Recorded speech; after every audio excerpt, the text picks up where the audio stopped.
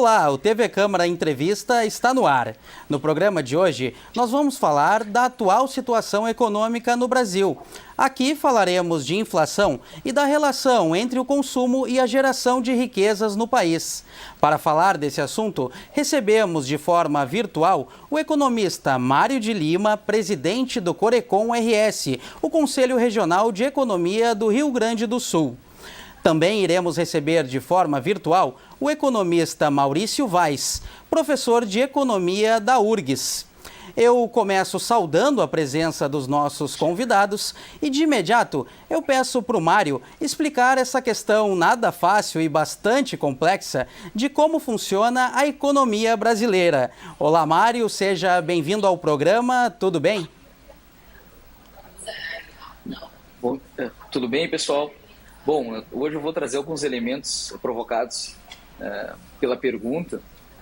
Inicialmente, nós temos que compreender que a estrutura da economia brasileira, principalmente a partir do Plano Real, ela tem uma orientação visando a estabilização dos preços. Então, toda a política econômica brasileira, especialmente voltada ao Plano Real, ela tem como base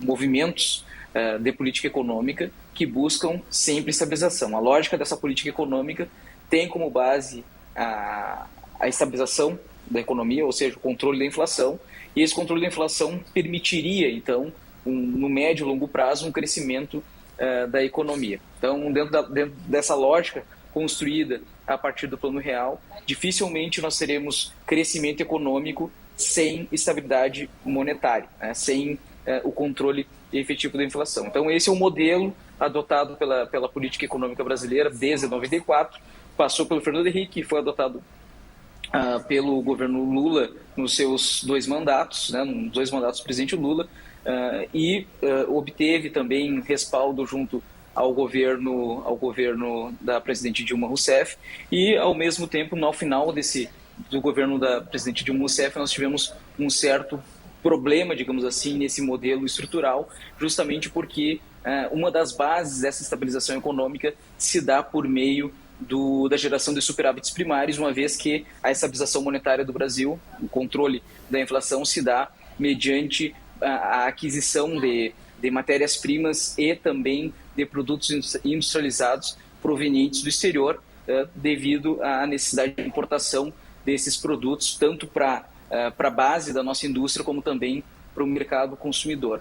Isso exige, então, que exista um certo nível de reservas internacionais, né? Basicamente um nível considerável de dólares, que possibilite, então, que se tenha uma taxa de câmbio favorável para a importação e, ao mesmo tempo, favorável também para a exportação. Então, o Brasil faz dois movimentos para estabilizar a economia, para ter esse controle e estabilidade monetária. Primeiro, ele precisa ter elevados níveis de exportação, proporcionando, então, a entrada de dólares para dentro do país. Essa entrada de dólares no país possibilita que nós tenhamos um aumento das reservas internacionais e, ao mesmo tempo, existe um movimento também que o país precisa garantir um nível de redução dos gastos públicos ou geração de superávites primários, que nada mais é do que a garantia do país realizar o pagamento das suas dívidas construída ao longo dos anos. Então, isso faz com que o Brasil também necessite ter taxas de juros mais elevadas do que outros países para fazer com que os investidores internacionais, principalmente aqueles envolvidos com capital especulativo, coloquem dinheiro dentro do país por meio de compra de títulos públicos e esperando, então, retornos que sejam interessantes a partir dessa elevada taxa de juros combinada com a geração de superávites primários. Então, se o país não tem uma taxa de juros que seja mais interessante do que os outros países, com maior estabilidade econômica, institucional, etc., e, ao mesmo tempo, que não exista uma promessa ou pelo menos uma garantia de que esses investimentos serão pagos mediante geração de superávites, dificilmente o Brasil consegue manter a sua estabilidade econômica. Então, essa é a estrutura da economia brasileira. Não posso dizer aqui que é a melhor estrutura, mas é a estrutura dada, é a estrutura constituída desde 94 e é que tem funcionado até então no país e, ao mesmo tempo, que os governantes têm se comprometido a cumpri-la. Então, dentro dessa lógica, hoje, o Brasil está bastante distante do modelo adotado, do modelo ideal para esse tipo de política econômica, porque nós estamos num processo inflacionário e, ao mesmo tempo, uma geração de superávites primários que vem se arrastando desde 2014, ou melhor, déficits primários, resultados negativos primários, desde 2014, e agora, mediante a implementação de políticas expansionistas em decorrência da pandemia da Covid-19, em que aumentou o nosso nível de endividamento, se reduziu então nossa capacidade de pagamento dessa dívida, colocando o país cada vez mais num processo de instabilidade do controle da inflação. Fora isso, né, os aspectos que nós conhecemos de instabilidade institucional que acaba forçando ou trazendo diversas instabilidades, né, junto às expectativas dos investidores do comércio da economia internacional. Perfeito, obrigado Mário de Lima, presidente do Corecon RS. A gente está começando o nosso bate-papo sobre inflação e economia no país. Agora, para iniciarmos a participação do Maurício Vaz, eu pergunto como você, Maurício, enxerga o atual cenário econômico no Brasil e quais as aparentes razões dessa crise no país. Então, seja muito bem-vindo ao TV Câmara Entrevista. Tudo bem, Maurício? Olá, tudo bem? Olá, Matheus, olá, Mário.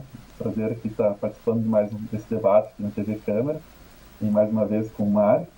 As perguntas realmente elas são bastante amplas e complexas, né?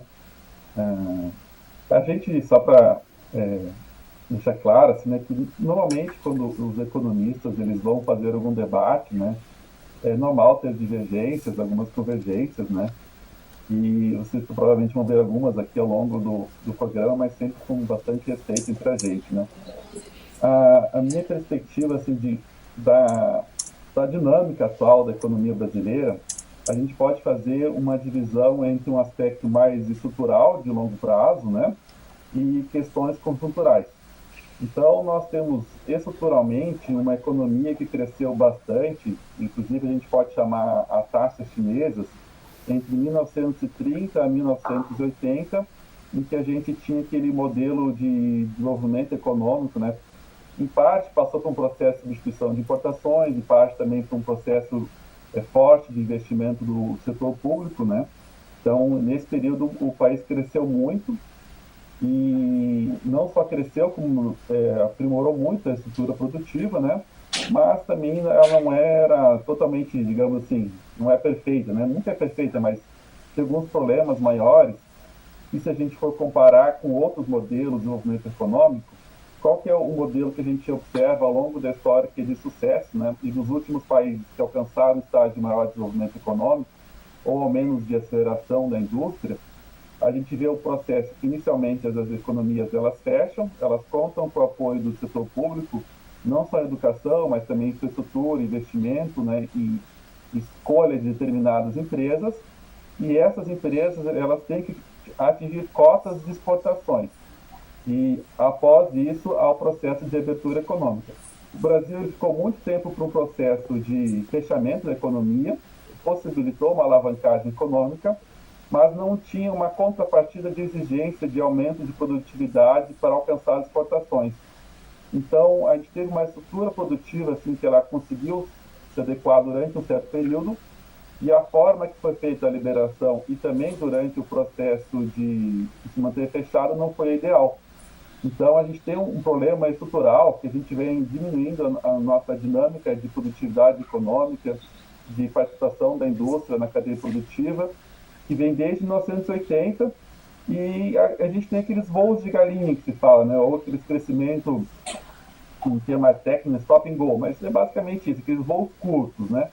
Então, a gente teve nos anos 90, decorrente do aumento do consumo após o Plano Real, que teve aquela perspectiva de valorização do poder de compra, né, já decorrente do controle da inflação, né, como o Mário comentou, que foi feita a estabilização da política econômica, né, mas aquele modelo ele durou um pouco período, porque ele se apoiava muito em uma taxa de câmbio, né, um real sobreapreciado, fazia com que as nossas exportações não fossem competitivas, né? Então a gente contou com um retorno dos fluxos de capitais dos anos 90, só que depois de todas as instabilidades, né, o país ficava muito dependente desses fluxos de capitais.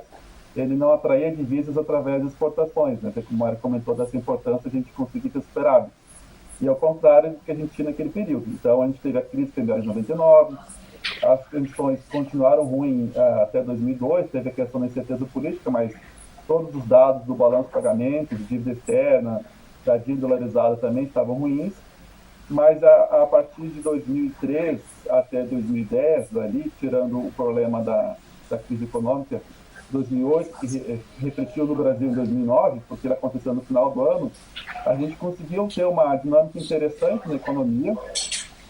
O modelo que foi puxado inicialmente pela questão do comércio internacional até 2005, contando com as desvalorizações de 99 e 2002 de taxa de câmbio, e de 2006 até 2010 a principal dinâmica foi através do investimento público e ganho do poder aquisitivo da população, que permitiu um crescimento econômico, mas não resolveu o problema estrutural da questão da indústria do país. De 2001 a 2014, a gente teve uma tentativa de uma mudança que seria, ao invés do investimento ser puxado pelo setor público, passou a ser tentativa de puxar pelo setor privado, mas não aconteceu. Então, a gente teve um conjunto amplo de isenções fiscais, que a ideia era atrair mais investimento privado, e com esse aumento do investimento privado, ter um retorno de crescimento econômico e, consequentemente, tributação. Mas isso não aconteceu, houve mais uma reposição das margens de lucros, né, que estavam um pouco prejudicadas, e a gente teve um crescimento assim, compatível com o resto do mundo até 2013. Aí, em 2014 em diante, a gente tem um problema que a gente se afasta do resto do mundo. A gente vai pegando alguns indicadores, é difícil de não contabilizar a questão do impacto da Lava Jato no país. Não que isso tenha sido o problema para a gente não estar uma grande dinâmica de crescimento econômico, mas o que provocou uma queda forte na dinâmica, né, porque os outros países já estavam se desacelerando também, os países emergentes, a partir de 2013 e 2014. Só que o Brasil passou a cair mais que os outros países. Então, em 2014, 15, também um pouco 16, teve o impacto da Lava Jato, aí algumas estimações de 1,5% a 2% do PIB, decorrência do fechamento de diversas atividades ligadas à infraestrutura econômica do país. O problema é não que você não possa combater a corrupção, mas que ao invés de se penalizar as empresas, se penalizasse os empresários, que é o que diversos outros países fazem, a gente fez o contrário aqui. Aí depois de 2015, a gente tem uma mudança na política econômica, uma mudança abrupta na política econômica.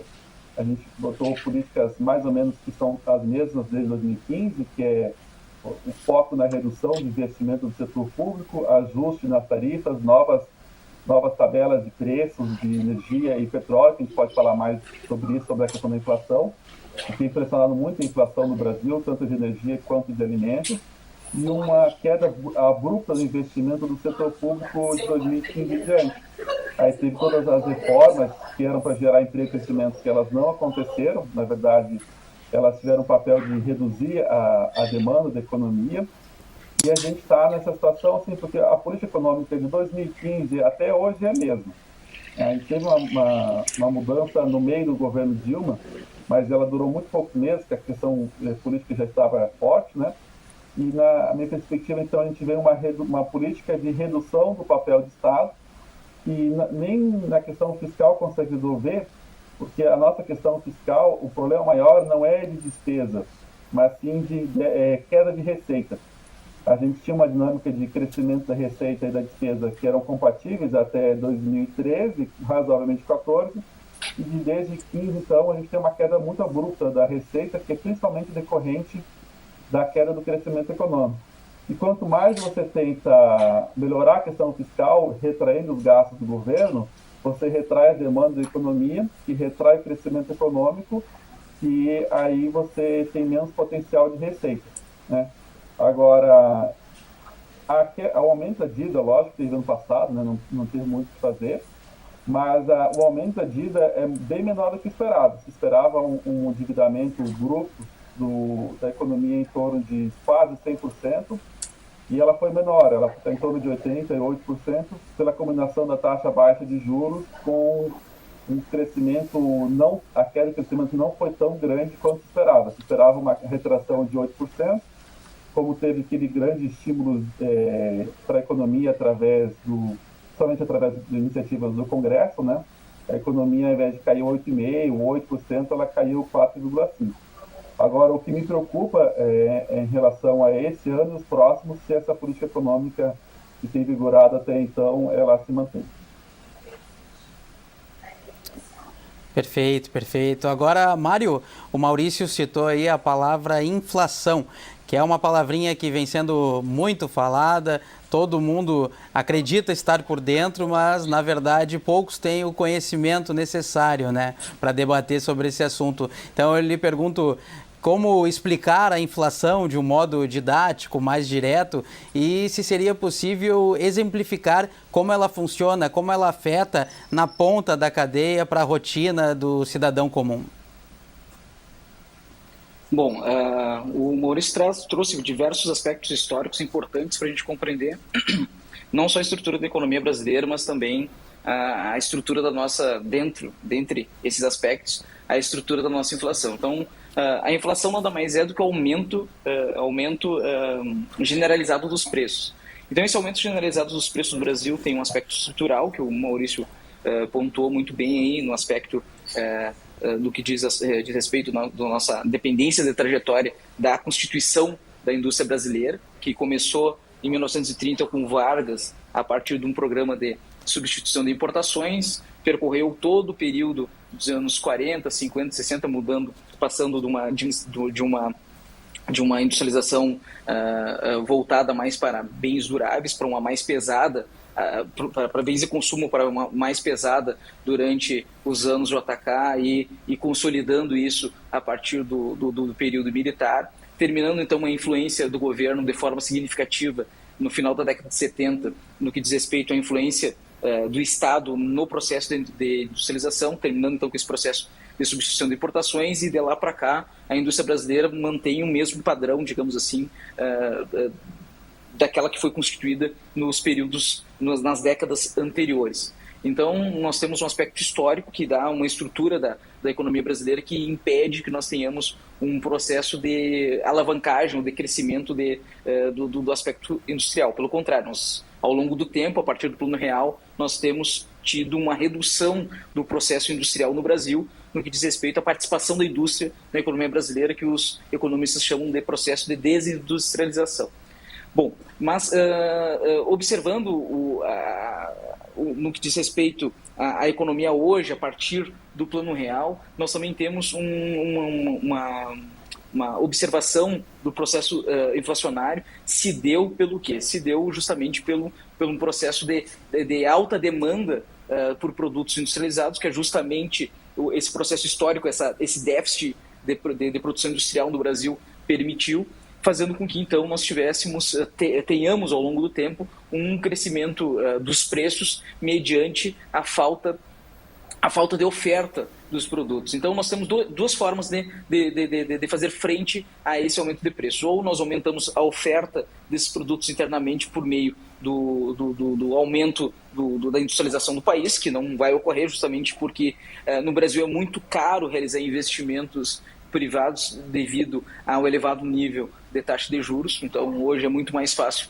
o empreendedor colocar dinheiro, deixar o seu dinheiro rendendo juros no sistema financeiro, mesmo ainda que o sistema financeiro já tenha dado muito mais juros do que tem dado hoje. Então, mas é muito mais interessante para o empresário realizar investimentos no mercado financeiro, em diferentes produtos do mercado financeiro, do que propriamente investir no processo industrial, aumentando a oferta de produtos. E então essa alternativa de garantir, fazer frente à demanda da população por meio da produção industrial nacional, ela cai por terra justamente pela estrutura da nossa política econômica. Da mesma forma, outra forma de combater a inflação seria justamente importando esses produtos para fazer frente à demanda que os consumidores brasileiros fazem por diversos produtos industriais. Então, como também está bastante difícil fazer frente por meio da importação, justamente devido à desvalorização da nossa moeda em relação ao dólar, né? Ou seja, está muito caro importar, fica muito difícil nós controlarmos o comportamento dos preços. Por que fica muito caro importar? Justamente vem da minha explicação inicial, né? Tem entrado menos dólares dentro do país, fazendo com que, então, nós tenhamos poucos dólares para que se possa reduzir o preço do dólar, ou seja, para tentar fazer com que a nossa taxa de câmbio se valorize, né? Então, como tem pouco dólar, o preço do dólar fica mais caro, então fica mais caro importar. Como fica mais caro importar, nós temos muita dificuldade de ofertar produtos importados para dentro do país. Então, nós temos duas dificuldades para ofertar produtos para o nosso consumidor brasileiro. Primeiro, é difícil produzir internamente aquela quantidade de produtos necessários para a população brasileira, justamente por um aspecto histórico e ao mesmo tempo, por um processo de desindustrialização que o Brasil vem enfrentando. Em segundo aspecto, é muito difícil também, hoje, no momento atual, nós colocarmos produtos industrializados dentro do país, justamente porque o dólar está muito elevado, né? E uma parte dessa elevação, foi também uma colocação que o Maurício colocou aqui na fala dele, e que vai ser o nosso primeiro ponto de conflito, digamos assim, ou de não concordância, ou de discordância, se dá justamente pelo modelo econômico que foi adotado para o desenvolvimento econômico do país, para o crescimento econômico do país nos últimos anos. Especialmente ali, esse modelo se esgotou justamente ainda no primeiro governo da presidente Dilma, que é justamente a necessidade de incentivo do crescimento econômico por meio de elevados gastos públicos, né? Então, em 2014, nós vamos ter um déficit em torno de 32,6 bilhões, chegando no Brasil em 2020 num déficit de 743 bilhões de déficit primário. Ou seja, o modelo de desenvolvimento econômico, de crescimento econômico do país mediante gastos públicos, ele já deixou de ser eficiente, né? Porque a gente sabe que esse modelo de intervenção estatal com elevados gastos públicos, mesmo que no Brasil ainda tenhamos um efeito crowd-in, ou seja, o investimento público no Brasil incentiva o investimento privado, mesmo assim o Brasil nesse modelo gerou elevados déficits públicos no que diz respeito às contas primárias, fazendo com que o Brasil se apresente para o mundo como um país bastante inseguro de se investir, bastante inseguro de se fazer negócios, inviabilizando então a entrada de dólares e não permitindo então que o país consiga comprar produtos importados, uma vez que a taxa de juros que o Brasil possui impede também que os nossos empresários se sintam, digamos assim, incentivados a realizar investimentos produtivos para fazer frente à necessidade de demanda de produtos industrializados, como é realizada ao longo dos anos pela população brasileira.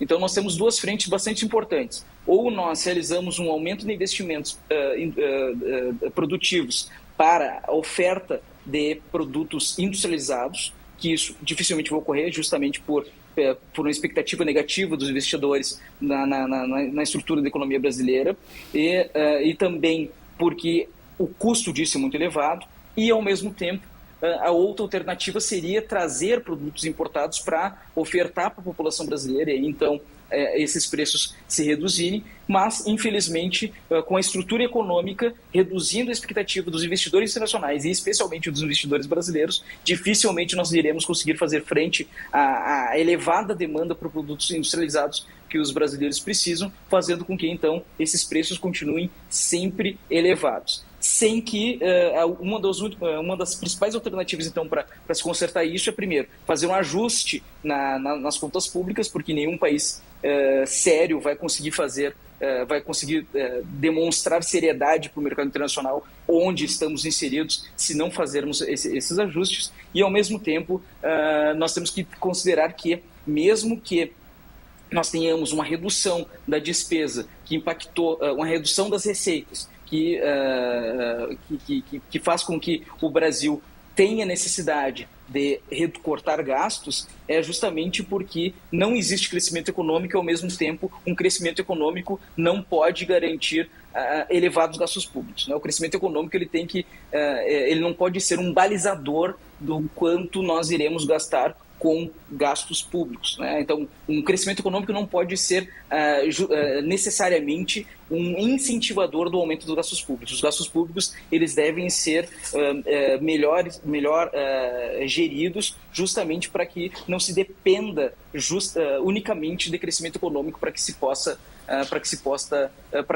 ter uma melhor gestão pública no Brasil.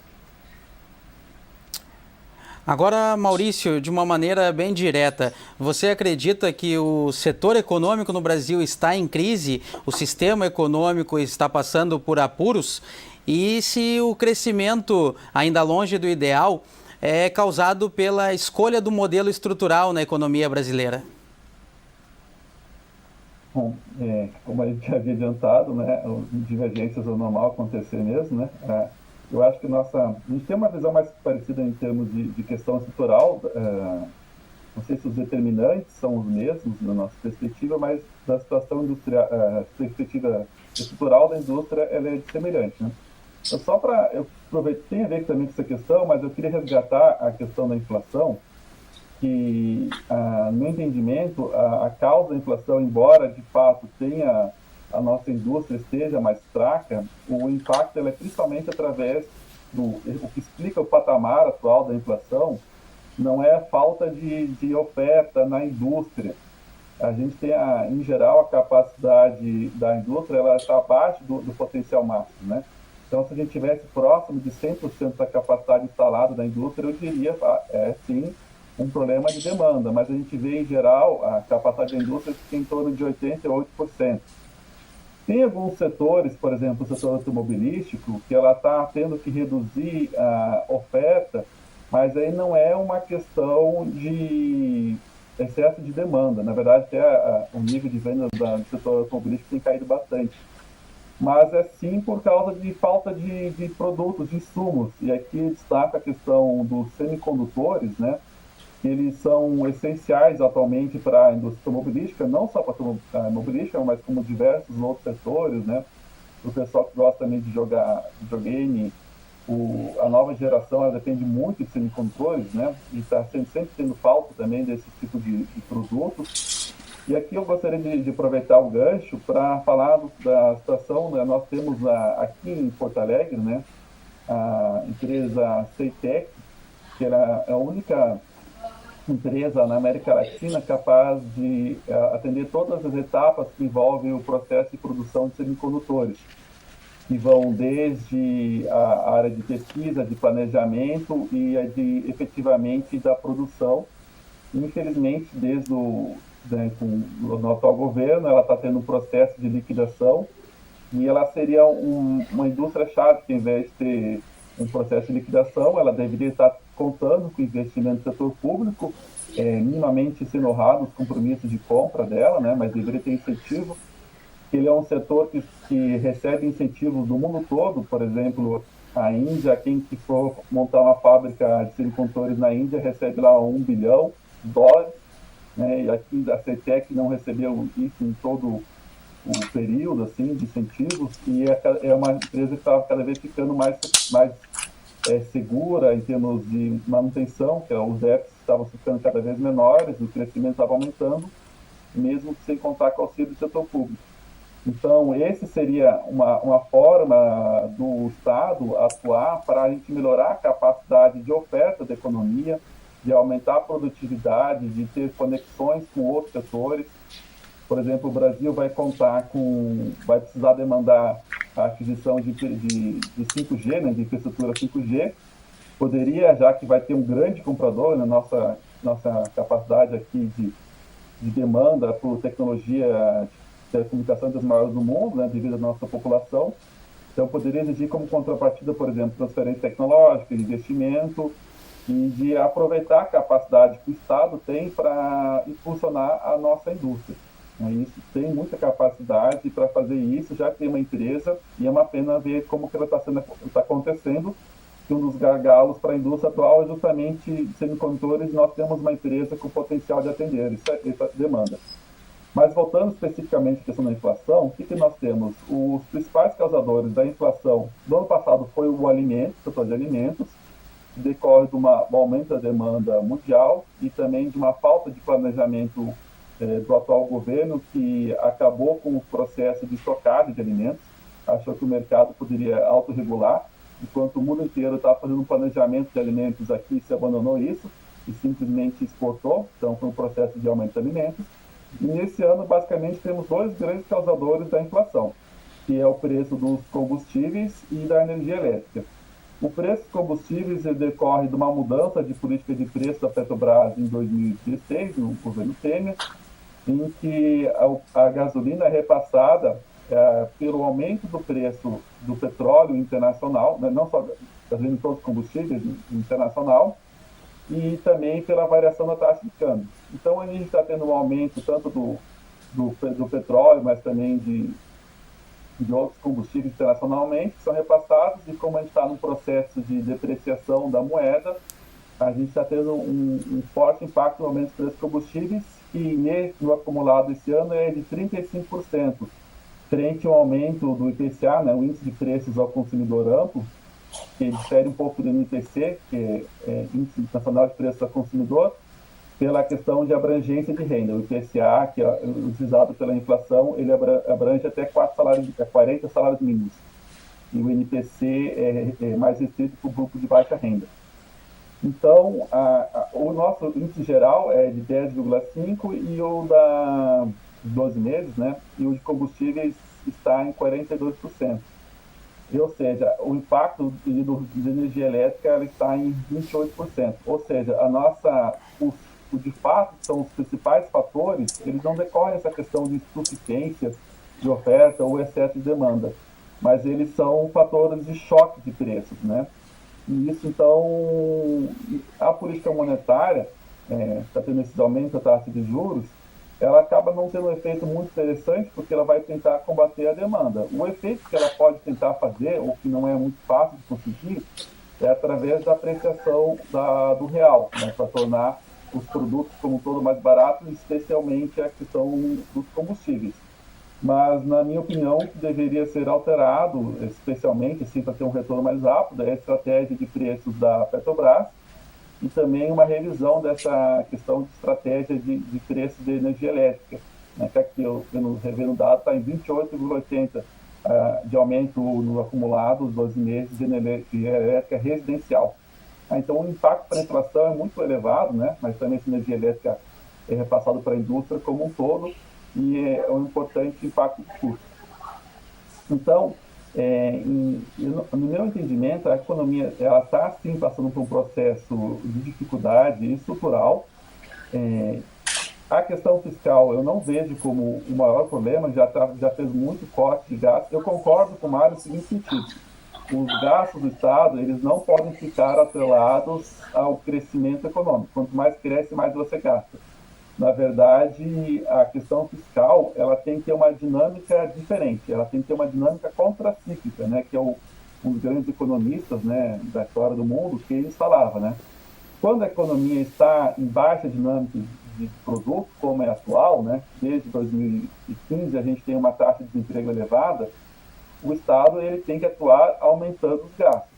Quando a economia já está num cenário de maior crescimento econômico, aí o Estado ele pode reduzir seus gastos. Não os gastos de infraestrutura, esses têm que continuar, mas não precisa ficar aumentando o estímulo da economia. Mas olha que interessante, no mesmo período em que o setor público aumentou o crescimento, os seus gastos e também investimento do setor público, que foi especialmente naquele período de 2005 a 2010, mas mais ou menos continuou até 2013, a nossa dívida do setor público, a dívida líquida do setor público, o que é a dívida líquida? Esse é o principal indicador. e pega toda a receita que o governo tem, né, toda a receita de despesa, mas aqui em termos de estoques, né? Então, toda a dívida que o governo tem, junto com o crédito que o governo tem, né, com o ativo que ele possui. Então, a nossa dívida líquida no setor público, ela sai de 60% em 2003 e ela cai para 30% em 2014. Ou seja, no período que a gente mais gastou foi o período que a dívida líquida caiu pela metade.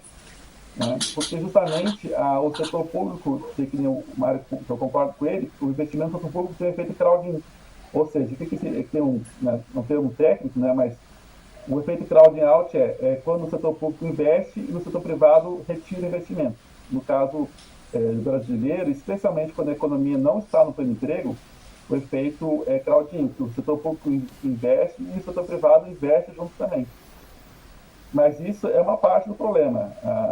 Tem toda uma questão também de repensar a importância do incentivo para a inovação. Tem diversas estratégias que o mundo se observa que são estratégias vencedoras, né? Escolher alguns setores que têm maior potencial, não só de geração de emprego, que é um fator importante também, mas quais aqueles setores que são mais potenciais exportadores, aqueles setores que são mais importantes para reduzir a importação, ou aqueles, né, normalmente às vezes convergem também, são setores que têm maior capacidade de proporcionar aumento da produtividade e inovação para todos os demais setores. Eu não defendo ter estatal em tudo que é coisa, mas algumas estatais elas têm um papel importante de incentivar o investimento da economia como um todo, como é o caso da Petrobras, que ela tinha aqui no Rio Grande do Sul, inclusive no Polo do Rio Grande, que ela tinha uma demanda importante e essa política foi abandonada. Então, tem diversas estratégias que o setor público ela pode adotar para melhorar a situação, né? Mas que vai desde uma retomada do investimento para a geração de emprego e para o crescimento econômico, mas também precisa de estratégias de longo prazo que indústrias específicas com maior potencial dessas questões que eu comentei anteriormente. O Maurício acaba de nos trazer um pouco do papel do poder público nessa questão de aliviar as consequências do aumento da inflação. Então, Mário, eu gostaria de saber de ti quais as ações de curto ou longo prazo o governo poderia tomar para ajustar essa crise econômica vivida no país. Bom, inicialmente eu acredito que o governo tem um papel significativo no que diz respeito ao papel dele. O principal papel do governo agora, obviamente que num processo de transição, ele tem que se preocupar em ajustar as contas públicas. O Maurício traz aqui um elemento importante, dizendo que um dos principais momentos da economia brasileira foi quando o governo brasileiro realizou elevados gastos, né, a partir de 2002, entre 2002 e 2013, porém, o Brasil, naquele momento, também tinha uma capacidade favorável, tinha uma capacidade de realizar os elevados gastos públicos mediante um clima favorável da economia internacional, totalmente diferente dos momentos que a economia brasileira tem vivido ultimamente, né? Então, o Brasil teve dois grandes crescimentos econômicos mediante a um desempenho favorável da economia internacional. Primeiro foi no milagre econômico durante o período militar, que foi de 1968 a 73, ali a economia teve um crescimento econômico bastante significativo, mesmo que tenha desdobrado em diversos problemas, digamos, sociais, né, uma grande consciência, etc. e tal, e também no período que foi de 2002 a 2013, ali no período do governo Lula. Mesmo que nós tivéssemos um crescimento econômico nesses dois períodos, eles ocorreram principalmente porque a economia brasileira tinha condições de realizar elevados gastos públicos, porque a economia internacional estava tendo um crescimento bastante expressivo e que possibilitou um crédito e circulação de recursos, né, mediante uma liquidez internacional bastante significativa. Né? Então, esse período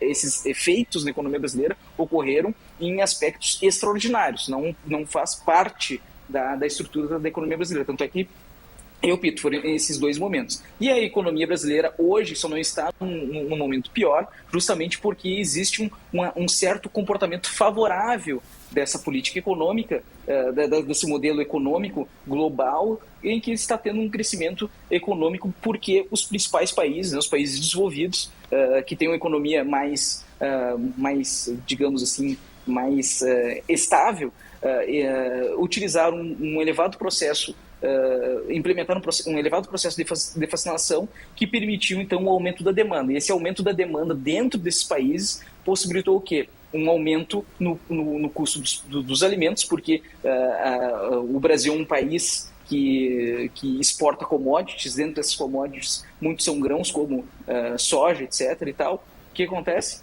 Os países desenvolvidos, então, consumiram, voltaram a um patamar de consumo em que o país não estava ainda num momento de certa estabilidade, em decorrência da Covid, né? Então, esses países aumentaram a vacinação, retomaram a demanda, não só por produtos como os alimentos, como também produtos como o petróleo, né? Então, commodities de toda a espécie. O que aconteceu? Então, existiu uma grande elevação dos preços no mercado internacional, justamente devido a essas demandas, em que a oferta de produtos, seja de alimentos como de energia, no caso o petróleo, não permitiram, não acompanharam, né? Essa oferta não acompanhou a elevada demanda dos países centrais por esses tipos de produtos, e fez com que, então, nós tivéssemos uma elevação dos preços dentro do país. Somado a isso, no caso do petróleo, a política de preços adotadas pelo Petrobras e, ao mesmo tempo, a elevação do preço do dólar, né, a desvalorização da taxa do câmbio, e ainda também nos aspectos mais internos, pela falta, pela elevação da demanda de commodities, de alimentos como, por exemplo, a soja, fez com que o preço dos biocombustíveis também dentro do país também aumentasse, fazendo com que, então, existisse uma pressão inflacionária. Então, mediante esses aspectos, nós temos um crescimento dos preços, justamente também combinado a isso. Nós também temos uma crise hídrica, justamente pela falta de chuvas. Isso, então, constrói um grande arcabouço que propicia, então, um processo de pressão inflacionária. E, ao mesmo tempo, o Maurício havia colocado que um dos problemas do Brasil não seria a capacidade produtiva. Obviamente que nós temos as nossas empresas, as empresas nacionais, elas têm uma margem de produção muito grande, mas, pelo visto, nós podemos observar que com o aumento de preços dos combustíveis, com o aumento da energia elétrica, dificilmente nós iremos expandir o processo industrial no país, mesmo que tenhamos ainda a nossa cadeia industrial com espaço de produção, mas justamente pelo elevado custo, tanto no que diz respeito à produção por meio de elevados custos de energia ou de matérias-primas, isso não vai ocorrer. E, ao mesmo tempo, nós temos uma taxa de câmbio também desvalorizada, que vai impedir que nós possamos aumentar os produtos, a importação de produtos. Dentre esses produtos, os principais são as matérias-primas. Então, nós temos problemas bastante evidentes de demanda também, juntamente com uma inflação de custos proveniente do elevado custo de matérias-primas e também de insumos como a energia elétrica e derivados do petróleo. Então, a soma de todos esses cenários permitem que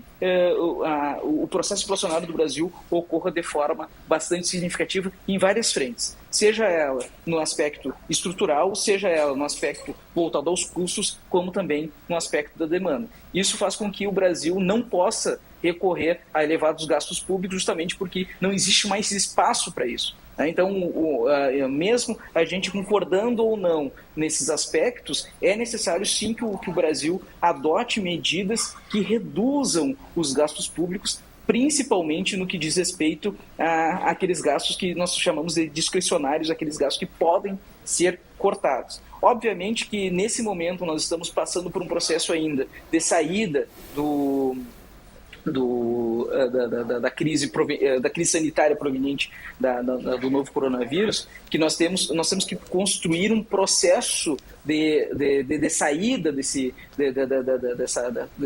aspecto negativo da saúde pública, para que nós possamos, então, construir mecanismos de redução de gastos, por parte do Estado brasileiro, para que nós tenhamos condições de sinalizar para o mercado que estamos nos ajustando às medidas necessárias para que o país se torne um país novamente responsável no aspecto fiscal. Isso impacta de forma significativa a expectativa dos investidores e principalmente a expectativa da população brasileira, que a cada dia mais tem dificuldades em acreditar nos seus governos, especialmente nas medidas econômicas que esses governos adotam. Então, nós temos diversas frentes de batalha para tentar construir uma estrutura melhor para a economia brasileira e melhorar as expectativas, não só dos consumidores, mas principalmente dos investidores, que são eles, sim, que vão gerar o emprego e a renda que o Brasil precisa. Porque o Estado brasileiro hoje chegou num nível de esgotamento e não tem mais como nós cobrirmos as despesas estatais, porque, além dos elevados gastos públicos, nós estamos diante de um elevado nível de tributação que também não permite mais espaço para crescimento. Nós estamos chegando nos últimos minutos do nosso programa de hoje. Aqui falamos de inflação e da situação econômica do Brasil. Eu ainda peço uma última e breve manifestação do Maurício Weiss sobre como ele enxerga o governo agindo nessa situação, como o Estado brasileiro pode equilibrar as ações entre o consumo e a geração de riquezas no país para finalmente amenizar a crise econômica e dar maiores resultados e benefícios para a população que tanto necessita, ainda mais nesse momento se encaminhando para um momento de pós-pandemia. Obrigado, Matheus, por essa oportunidade de falar mais um pouco sobre essa questão. Acho que esse é o nosso ponto de maior divergência, né? No meu entendimento, ao contrário, assim, desde 2015, o que o governo tem feito é redução de gastos, é a política que foi adotada. A gente teve, em 2015, uma queda da atividade do PIB e ainda assim com corte de gastos. Nesses anos, o gasto, por exemplo, com o setor público, ele tem sido negativo. Então, como o salário dos servidores públicos eles não aumentam desde 2017, e está se aposentando e não está se fazendo concurso, os gastos não deflacionados, os gastos nominais com os servidores, eles estão sendo cortados, né? Então, a gente não tem um problema de... o foco nosso, né, como eu posso enfatizar, o que provocou o aumento do déficit público não foi o aumento do gasto, mas sim foi a queda da receita. É bem claro, quando a gente pega os dois gráficos e mostra a evolução, a receita a despesa se manteve no mesmo patamar de crescimento e a receita despencou. Agora está tendo um ajuste de aumento da receita. Inclusive, se a gente for pegar todos os indicadores de dívida e de superávit, esse ano estão melhores. Então, não é verdade que a situação fiscal está assim preocupante. Por exemplo, a gente tem uma redução de 0,4 pontos percentuais de queda em agosto agora da dívida do setor público. A gente tem uma dívida bruta que era para ser estimada em quase 100%, e agora ela está em 82% do PIB, a dívida líquida está em 59%. A gente está numa situação bem melhor do que estava, por exemplo, em 2002, antes dessa retomada do processo fiscal. Naquela época a gente tinha 1/3 da dívida, ela era dolarizada, da dívida interna dolarizada, e hoje a nossa dívida interna não é nada dolarizada, ela não depende nada do dólar. Então a gente não tem problema de dificuldade de pagamento de dívida. A gente, mesmo no passado, quando a gente atingiu o maior patamar da dívida, a nossa taxa de juros foi a mais baixa da história. Então eu discordo dessa questão que a dívida é o fator mais importante para atrair investimento.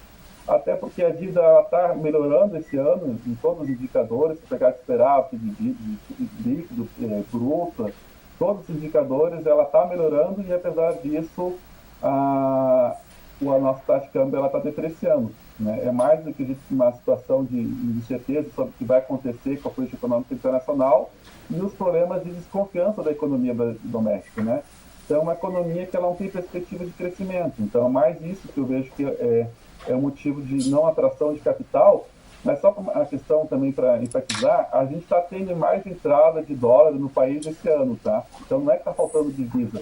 Então, além de a gente ter conseguido acumular um grande volume de reservas internacionais, que ela saiu em 2013, já estava em torno de 50 bilhões e chegou ao próximo de 400 bilhões, tanto é que a nossa reserva internacional é maior que a nossa dívida externa. Então, a falta de dólares não é um problema para o país. Esse ano, a gente tem acumulado aqui 10 bilhões em termos de entrada líquida e a gente tem saído em transações correntes 6, então sobra 4 bilhões de dólares que saiu em todo o país. E o que sai, né, o que a gente paga sempre é a questão de transferência de lucros, transferências de juros, que acabam parecendo super deficitário, mas em termos de balança comercial, a gente está tendo superávit de 32 bilhões. É justamente uma parte da questão da taxa de câmbio.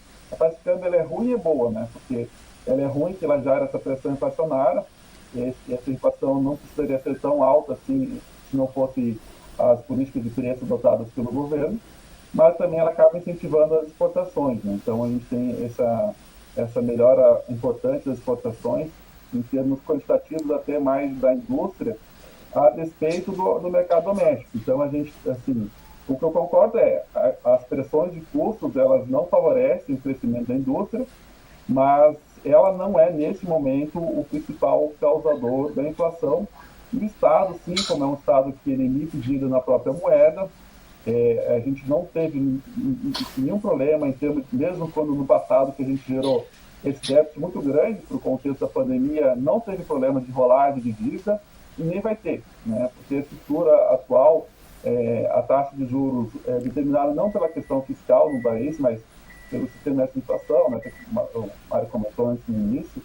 Então, eu não vejo nenhum problema do setor público em ter dificuldade de expandir. A gente até pegando aquele contexto que ele comentou, a gente também teve um contexto bem positivo do ciclo de commodities em 2017 e 2019, e agora está tendo de novo. E a diferença entre relação ao período 2013-2010, que naquele período tinha investimento do setor público. Então, a gente conseguiu aproveitar o bom momento internacional, transferindo crescimento econômico, geração de emprego e melhora fiscal. E agora, como a gente está por essa questão de redução, quando o governo está numa situação de desemprego, ao reduzir, não pode esquecer que o nosso desemprego está em 14%, né? E se a gente for pegar uma taxa ampla de desemprego, ela se aproxima de 30%. Pegar os desalentados, os que estão trabalhando que gostariam, etc. Então, numa situação fiscal que ela está melhorando, na verdade, a gente tem bastante espaço, potencial fiscal para estimular a demanda através de investimento público, investimento privado e consumo. Só que o que impossibilita que aconteça esse investimento é a regra do teto dos gastos, que não existe nenhum país do mundo, nunca existiu nenhum país do mundo que adota a nossa mesma regra fiscal. Ela é uma regra fiscal que ela é totalmente inviável, tanto é que todo ano o governo tem que fazer um puxadinho, alguma coisinha para encaixar alguma coisa, porque ele é inviável. Você pode ter uma regra fiscal, mas nada que seja essa que congela os gastos em termos de reais durante 20 anos. Isso é impossível. Porque significa que a população cresce, então por população os gastos do setor público eles vão cair. E refiro, não existe nada no mundo, nenhum país do mundo nunca existiu uma regra semelhante à nossa. Existem alguns limites de planejamento de 4 anos, e eu acho ok, o governo faz um planejamento de 4 anos, vê quanto vai ser interessante, ajusta a questão tributária para o período e faz o planejamento, para não flutuar conforme a questão da demanda, mas não algo como a nossa. E só para concluir a questão dos impostos, o problema do Brasil é que o pobre paga muito pouco imposto, o pobre paga muito imposto através do consumo e os ricos pagam muito pouco imposto, né? A proporção é absurda, e ainda mais quando tem essa capacidade de remessa como, por exemplo, manutenção de empresas offshore fora do país, em que essas empresas elas acabam não pagando imposto enquanto o lucro fica lá mantido. Então, quem tem muito dinheiro consegue fugir de imposto, né? O problema não é o nível de imposto. Você tem países com um nível de imposto muito maior que o do Brasil e são produtivos. O problema é onde incide imposto, que é sobre consumo e produção. Ele teria que ser sobre riqueza e sobre renda. Mas aí precisaria toda uma mudança de uma reforma tributária que, de fato, atacasse esses pontos, e não essas reformas que estão atualmente no Congresso. Com essa última manifestação, nós encerramos o nosso bate-papo sobre a atual situação econômica brasileira e vamos nos despedindo da nossa audiência. Eu agradeço a presença dos nossos especiais convidados, o Mário de Lima, presidente do Corecon RS, o Conselho Regional de Economia no Rio Grande do Sul, e também o Maurício Vaz, professor de Economia da URGS. O TV Câmara Entrevista de hoje fica por aqui. Para acompanhar mais detalhes da nossa programação, fique de olho nas nossas redes sociais. Até a próxima edição.